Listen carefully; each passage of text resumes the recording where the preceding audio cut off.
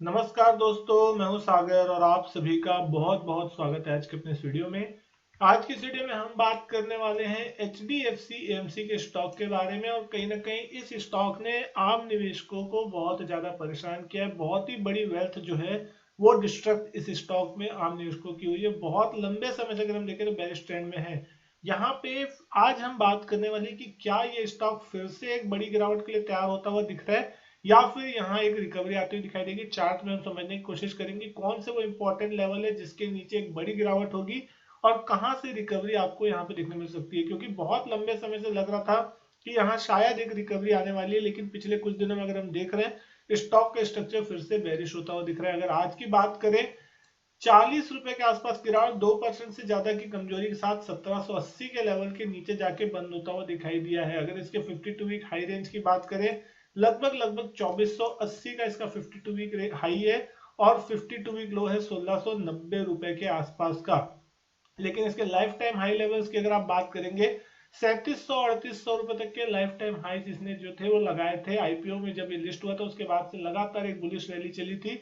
लेकिन जिस तरीके से अब इन कंपनियों में प्रेशर पड़ता हुआ दिख रहा है और इन कंपनियों में एक डाउन परफॉर्मेंस अंडर परफॉर्मेंस आती हुई दिख रही है इंडेक्स और बाकी सभी चीजों के मुकाबले, तो यहाँ पे पैसा बनता हुआ फिलहाल नहीं दिखा रहा है। वैल्यूएशन वाइज अगर आप देखेंगे तो वैल्यूएशन यहाँ पे इसकी बहुत ही ज्यादा अट्रैक्टिव होती हुई अब दिखाई दे रही है, जो कि पहले नहीं थी।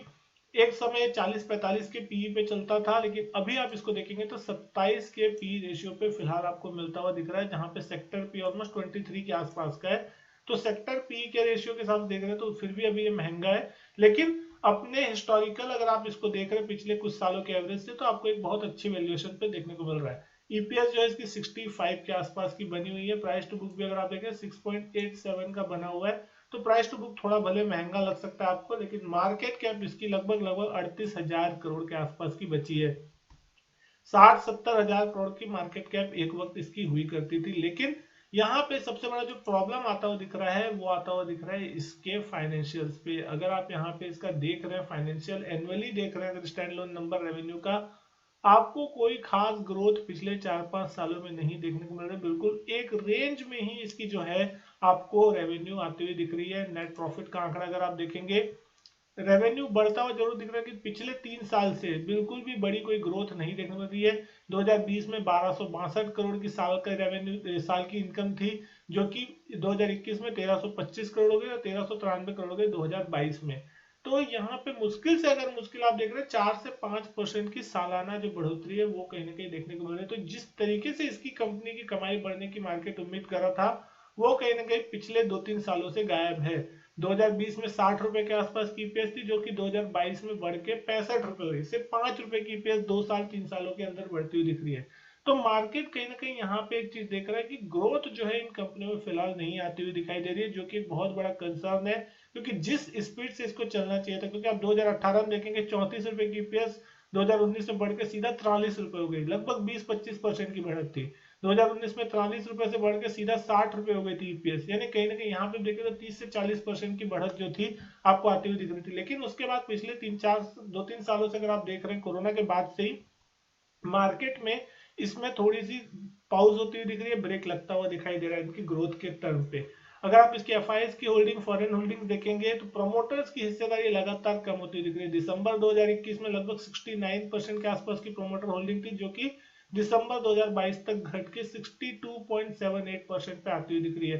तो प्रमोटर्स अपनी होल्डिंग यहाँ पे बेचते हुए दिखाई दे रहे हैं। एफआईएस की अगर हम बात करें तो एफआईएस का हिस्सा 12% के आसपास है। हालांकि यहाँ पे निचले लेवल से अगर आप देख रहे हैं तो थोड़ा एफआईएस की होल्डिंग यहाँ पे बढ़ी है। डीआईएस की होल्डिंग में जो है ऑलमोस्ट 9% से बढ़ के 13% के आसपास आती हुई दिख रही है।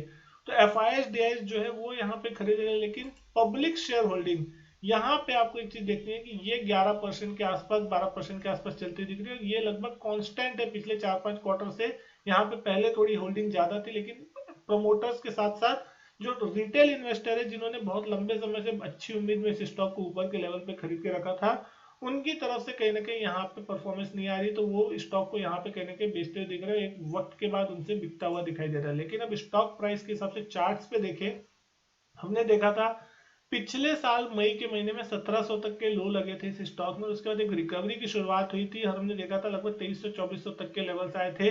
एक ट्रेंड लाइन हमने ड्रॉ की थी नीचे के सपोर्ट के हिसाब से, और जिसको बिल्कुल अच्छे से फॉलो कर रहा था। 200 दिन के एक्सपोनेंशियल मूविंग एवरेज को भी स्टॉक ने पार किया, लेकिन जैसे ही सपोर्ट ट्रेंड लाइन को यहाँ पे नीचे तोड़ा, उसका इस स्टॉक में एक बेरिशनेस जो है वो चालू हो गई। उसके बाद जो अगला सपोर्ट हम समझ के चल रहे थे, जिस लेवल पे हमने बात की थी, वो था लगभग 1830 1840 के लेवल का। वहां से एक बाउंस जरूर आया था 1900 1920 तक का, 1950 रुपए तक का।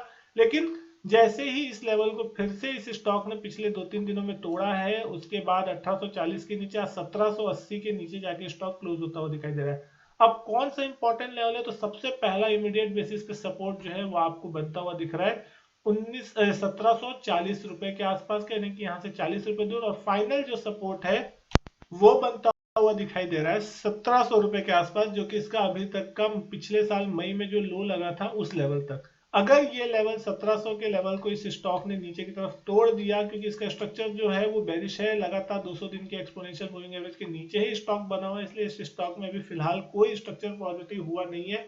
इस स्टॉक ने आईपीओ के समय, जब से यहाँ पे इसमें आईपीओ लिस्ट हुआ था, उसके बाद से स्टॉक 3800 तक का हाई लगाया था, और उसके बाद से ही इस स्टॉक में करेक्शन चलता हुआ दिख रहा है। तो अगर 1700 का लेवल टूटता है, तो क्या ये स्टॉक 1400-1500 की रेंज में जाता हुआ दिखाई देगा, और क्या ये स्टॉक वापस जो आईपीओ प्राइस था 1200-1300 रुपए के आसपास का शायद कुछ प्राइस रहा होगा, तो क्या उस लेवल तक भी इस स्टॉक में करेक्शन आ सकता है? कमेंट करके जरूर बताइएगा क्या लगता है आपको कि क्या ये स्टॉक इतने लेवल तक गिरने को तैयार हो सकता है, या फिर यहाँ से कहीं ना कहीं सपोर्ट लेके फिर से एक बार रिवर्सल लेता हुआ दिखाई देगा। इस स्टॉक में जब तक ये स्टॉक अब 1920-1930 रुपए के ऊपर जाके क्लोजिंग बेसिस पे ट्रेड ना होता हुआ दिखाई दे, तब तक यहाँ पे शॉर्ट टर्म में जो है स्ट्रक्चर पॉजिटिव नहीं होगा। और अगर यहाँ पे लॉन्ग टर्म में स्ट्रक्चर पॉजिटिव होना है, तो इस स्टॉक को कम से कम 200 दिन के एवरेज के ऊपर जाके चलना होगा कंसिस्टेंट, तब जाके ये स्टॉक में जो है आपको एक मोमेंटम बनता हुआ दिखाई देगा। तो अभी यहाँ से तो फिलहाल बहुत दूर है। फिलहाल अभी ये बात कहना कि ये 2050-2070 के लेवल जाके ऊपर ट्रेड होगा, क्योंकि अभी फिलहाल 1800 के भी नीचे ये स्टॉक कामकाज करता हुआ दिखाई दे रहा है। तो स्ट्रक्चर पूरी तरीके से बेरिश है। तो यहाँ पे आप बिल्कुल स्ट्रिक्ट स्टॉप लॉस मान के चले कि 1700-1750 एक बहुत इंपॉर्टेंट सपोर्ट है, जहां पे एक बार के लिए सपोर्ट लेता है या रुकता है तो ठीक है। अगर वो लेवल टूटता है तो आपको बिकवाली और भी ज्यादा बढ़ती हुई इस स्टॉक में देखने को मिल सकती है, और उसके बाद डाउन साइड भी जो है आपको बनती हुई दिख सकती है, क्योंकि कहीं ना कहीं इसी ने ऊपर के लेवल पे जाके सस्टेन नहीं किया है, और ऊपर के लेवल से जाने के बाद लगातार यहाँ पे एक सेलिंग प्रेशर बना हुआ है। तो ये स्टॉक जो है दोस्तों बहुत ही ज्यादा बड़ा वेल डिस्ट्रक्ट होता हुआ दिखाई दिया है। बहुत लोगों को इसने परेशान भी किया है, बहुत लोगों के पैसे भी गंवाए हैं, और बड़ी ग्रुप का स्टॉक होने के बावजूद भी फिलहाल इस स्टॉक में आउट परफॉर्मेंस देखने को नहीं मिल रही है। तो बहुत ही ज्यादा प्रॉब्लम जो है निवेशकों के लिए ऐसे स्टॉक में होती है, जब वो इसमें निवेश कर देते हैं और वो स्टॉक चलता नहीं है। तो दोस्तों उम्मीद करता हूँ वीडियो जो है पसंद आई होगी आपको। वीडियो अच्छी लगी हो तो लाइक करें, शेयर करें, चैनल नहीं किया सब्सक्राइब, चैनल सब्सक्राइब जरूर करें।